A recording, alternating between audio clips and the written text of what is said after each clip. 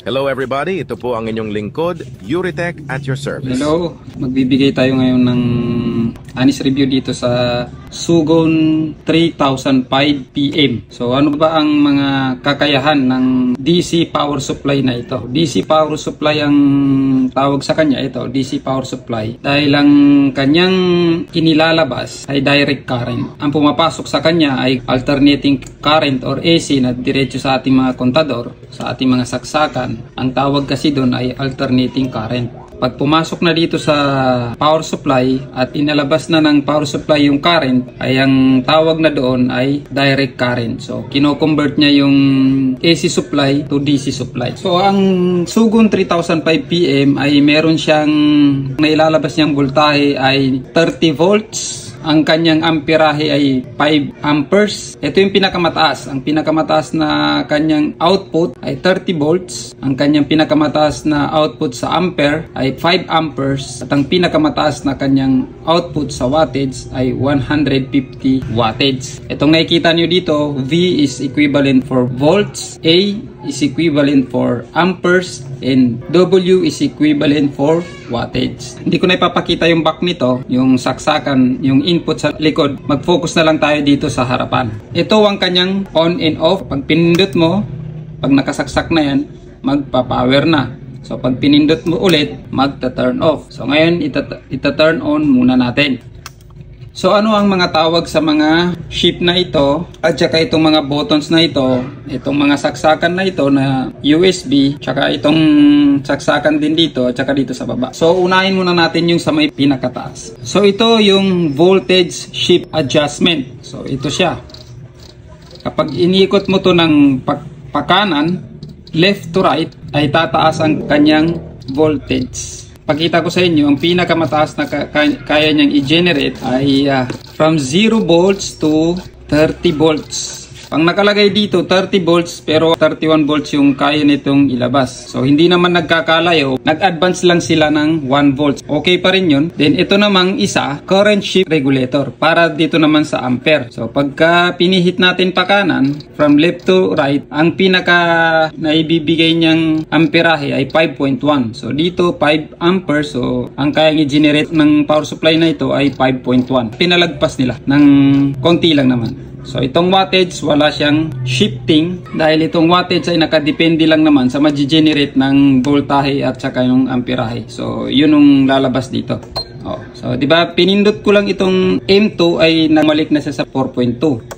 4.2, 2.4 yung amperahe. So ano ba ang kahalagahan nito? So mamaya itatakel natin yan. Unahin muna natin itong 8.4 to 30 volts. So pagka naka 30 volts siya, yun nga, pwede mong ipihit yung voltahe hanggang 30 volts. Pag naka 8.4, so hanggang 8.4 lang ang kaya niyang ibigay sa iyo. So kahit pihitin mo ng pihitin, hindi na siya lalagpas dyan. 30 volts naman, good for laptop ito. Maganda tong gamitin na universal charger sa mga laptop kasi pwede mong iset yung exact voltahe. Kunwari, ang laptop ay may kadalasan na, di ba, mga 20 volts yung laptop. Tapos, amperahe, pwede mo ring iset. Ganyan, kunwari, ang amperahe niya, 3.5. Ngayon, mapapaandar mo na yung laptop. Ang kagandahan ng power supply na ito ay pwede siyang pang cellphone troubleshoot at saka pwede rin siyang pang laptop troubleshoot at the same time, magiging universal charger mo siya. So balik tayo dun sa topic natin na dito sa mga pindutan. So ano ba ang kahalagaan nito? M1, M2, M3, M4, cont,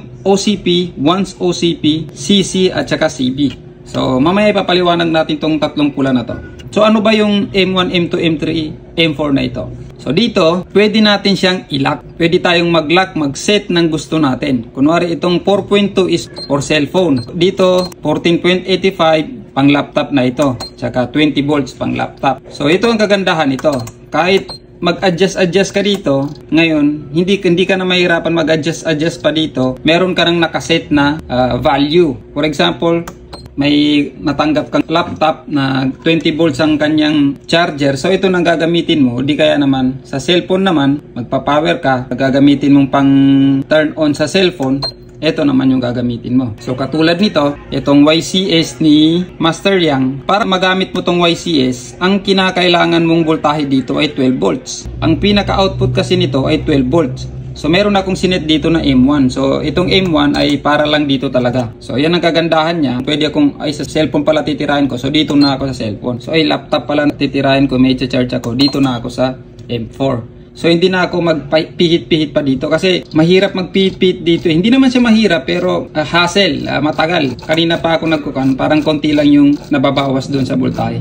May pagka-hassle siya, wala tong M1, M2, M3, M4 na to. So since na meron na siyang selection na pwede mong ilak, maganda siya. So pag naka 12 volts siya, itong YCS na to, talagang may bibigay niya yung full function niya. Yung iba kasi charger lang ginagamit nila. So nahihirapan sila, hindi raw gumagana yung YCS. So yun ang isang dahilan dahil 5 volts lang yung input na nilalagay mo dito. Usually, nasa 12 volts yan. Okay? So, paano natin ilalak? Kunwari, itong 12 volts, itong 4 volts, paano tayo maglalak niyan? Simple lang. Ang una nyong gagawin ay pipili kayo itong M2. 5.2. Pag sabihin na natin 5.2. Tapos, ang amperahe mo naman, 3.0.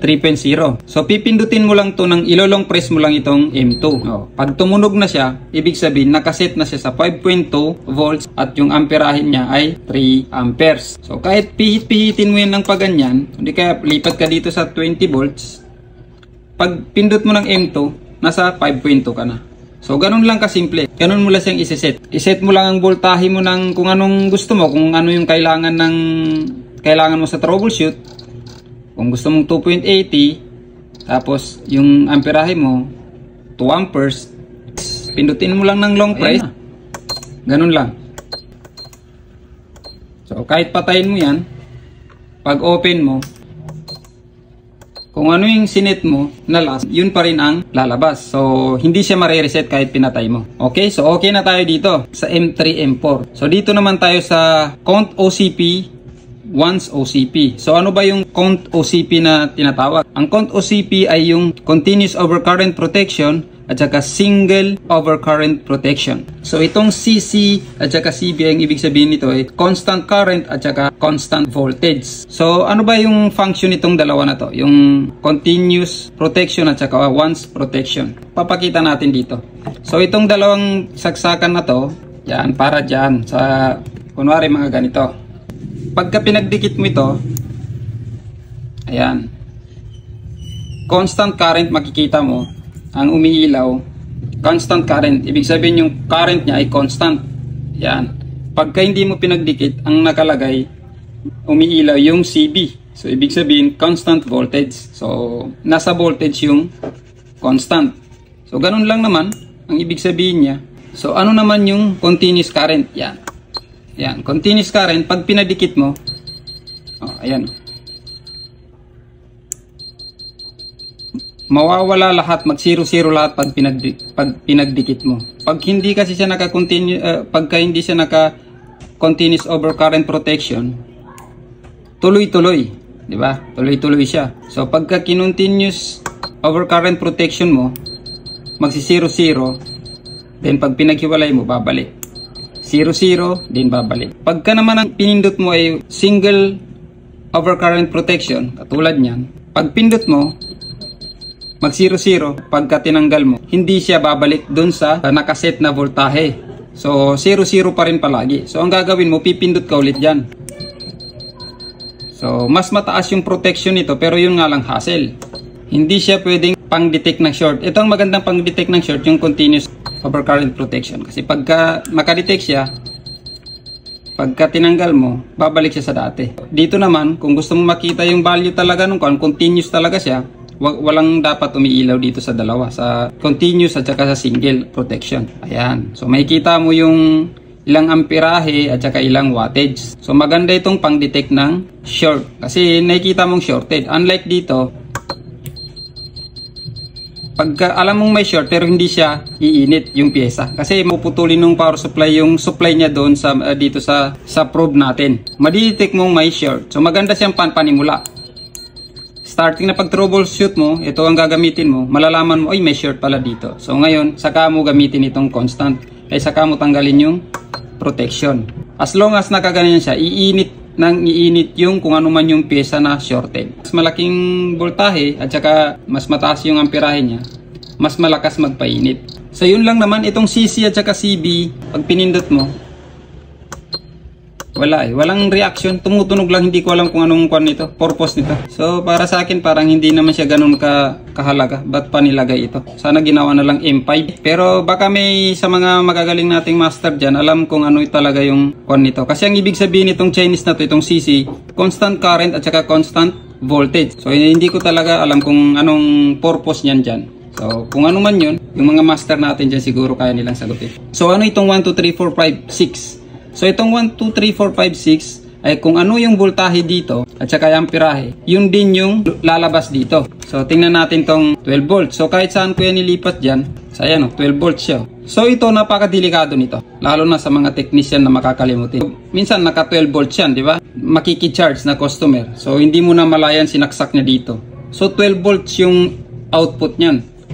Eh, kung iPhone 15 Pro Max yun, di sabog. Napakadelikado nito para sa mga makakalimutin at saka sa mga customer na nakikicharge, di kaya sa mga kaibigan natin. So, dapat very attentive kayo sa 1, 2, 3, 4, 5, 6 sa USB port na to. Kasi napakalaki ng chance na makakasira tayo ng unit dahil lang dito sa 1, 2, 3, 4, 5, 6 na to. Itong AB, ito naman yung charger. Ang nakalagay dito, 5 volts to amperes. Dito ka pwede mag-charge kasi ang output niya is 4.9 lang. So kahit bagu-baguhin mo yung voltahe amperahe dyan, hindi magbabago tong A and B. Itong 1, 2, 3, 4, 5, 6 at saka itong dalawa na to na saksakan ng probe.